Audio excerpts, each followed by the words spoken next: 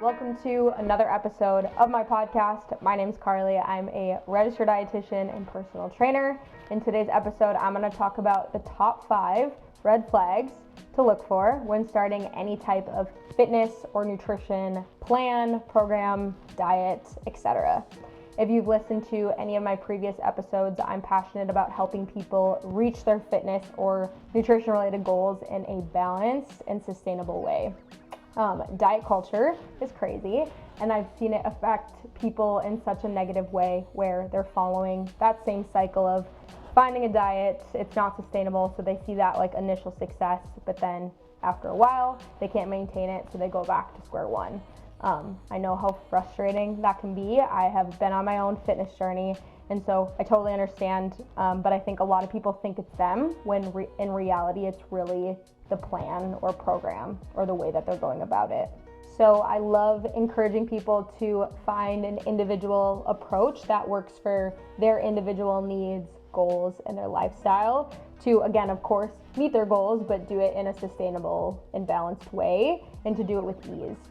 I think a lot of people get turned off by this initially because, again, you're not necessarily seeing that like quick fix, but I think the long-term rewards far outweigh any type of quick fix because you're really resolving the problem like overall, and you're getting away, you're beating that hamster wheel per se. And I think with that comes a lot of self-confidence and better mental health.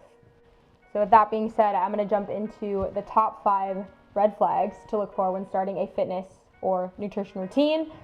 This is not meant to be judgmental. People can do whatever they want and whatever works best for them.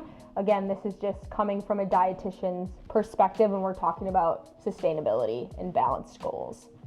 The first red flag is the quick fix.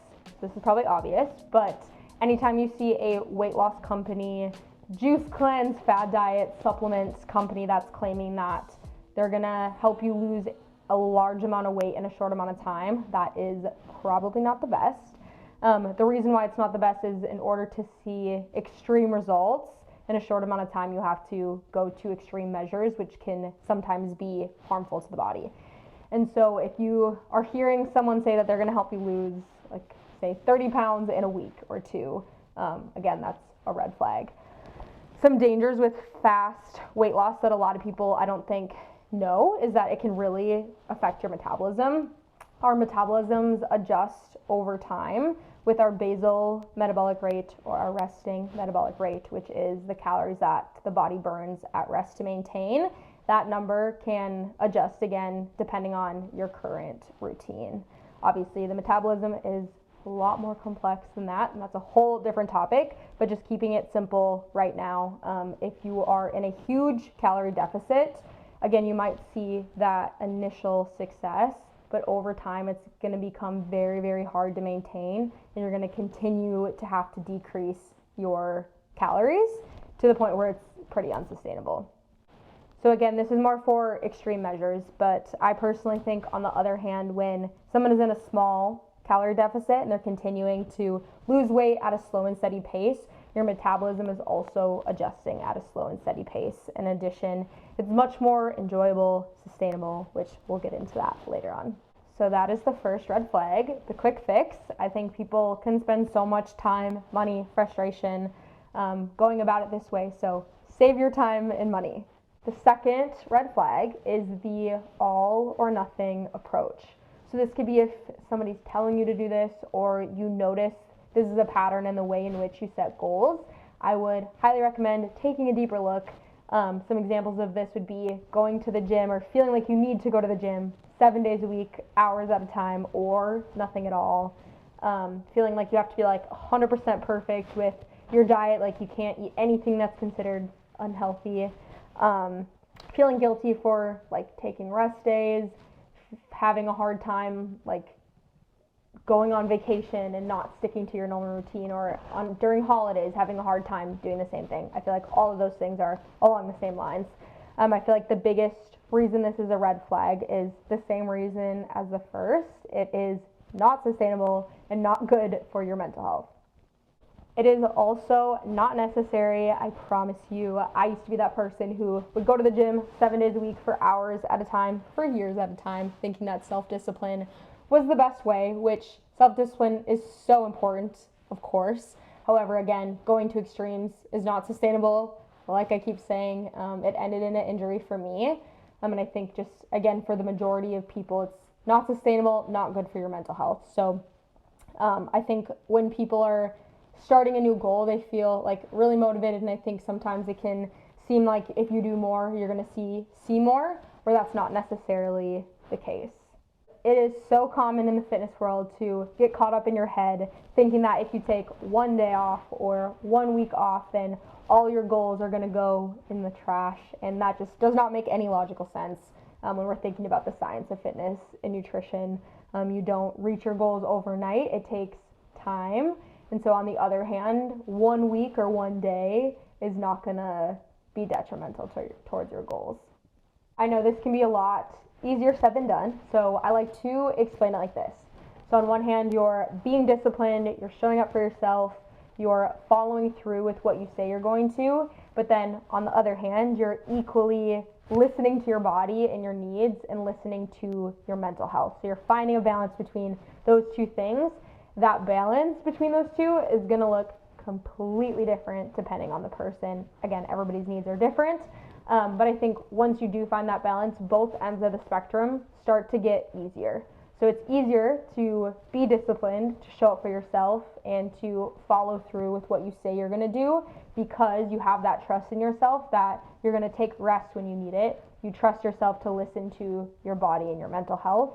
And I think, again, that's where you start to really see true progress and sustainability with your goals, because you enjoy it and you build that confidence. So again, I promise you, if you keep at it and continue to go forward, the long-term benefits are so rewarding. So that is the second red flag, the all or nothing approach. The third red flag is cutting out major food groups.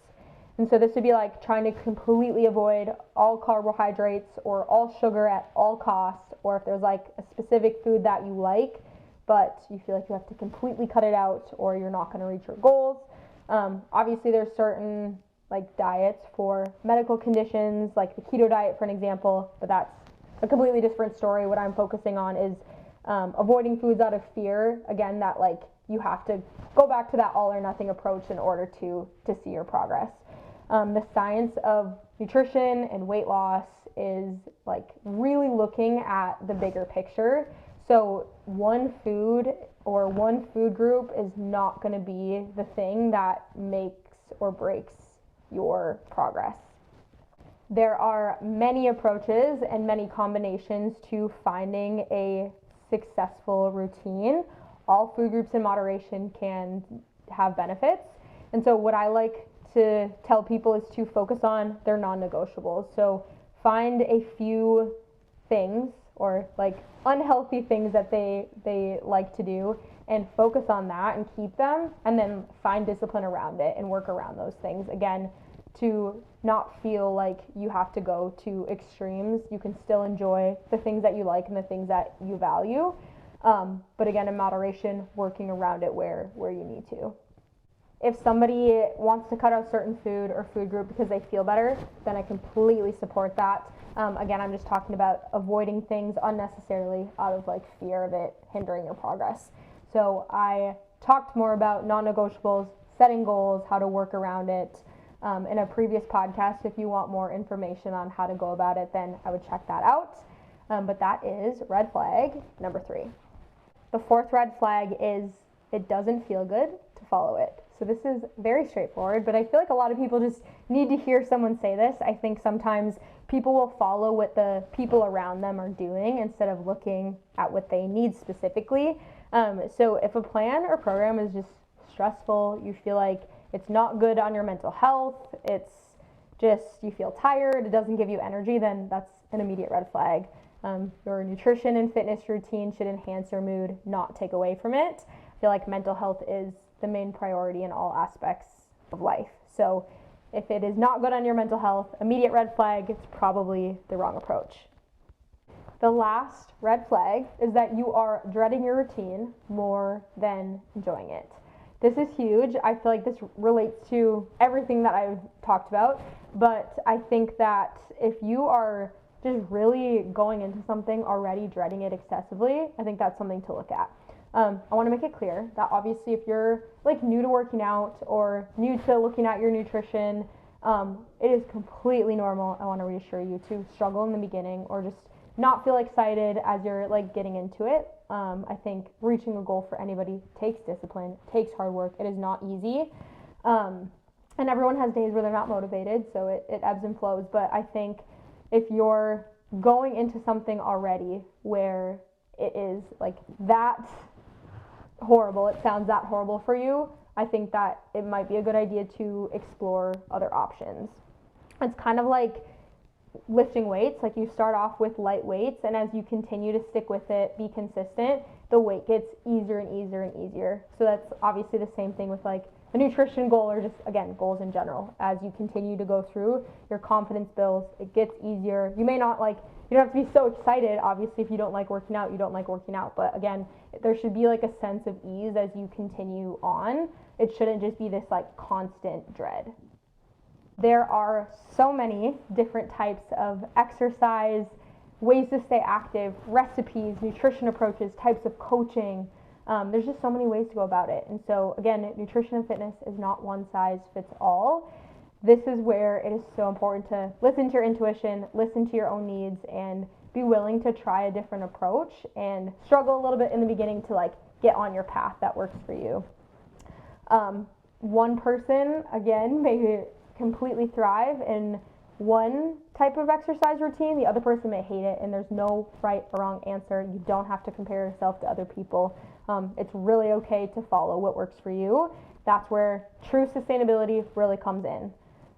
So again, nutrition is not one size fits all. It is about you. It's not about the people around you.